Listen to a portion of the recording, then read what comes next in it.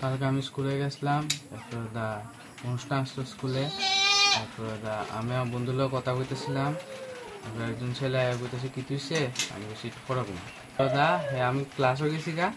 এরপর দেখে আমার কয়েকজন খোলা হয় নাই না, তারপর গাছ ধরে এরপর নিয়ে মারছে।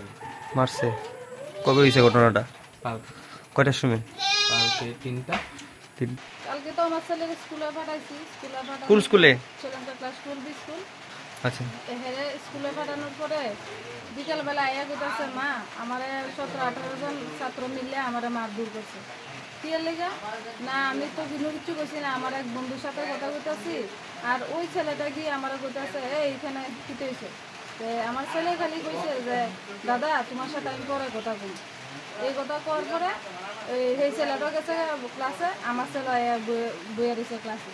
তারপরে 4-5 জনে মিললে এসে ক্লাসের মধ্যে থেকে টাইম না বাইরে নিয়ে এসে ইচ্ছা মতো মারধর করছে, মাথার মধ্যে ঘুষে দিচ্ছে, কোমরে লাঠি দিচ্ছে, জুতা দিয়ে মারছে। মারার পরে ক্লাস 11-এর ছাত্র একজনে স্কুটি দিয়া, সেটা হাঁটতে আইতে পারতেছে না, হেরা স্কুটি দিয়ে বাড়িতে নিয়ে দিয়ে গেছে। দেওয়ার পরে আমি এর সাথে সাথে শ্রীলঙ্কা হাসপাতালে নিয়ে গেছি, নিয়ে ডাক্তারকে দেখায় ওষুধপত্র লোয়াইলাম, ইঞ্জেকশন করাইলাম। তারপরে আজকে সকালবেলা গেছি স্কুলে যাওয়ার পরে এসিএম স্যাররা জানানো হইলো।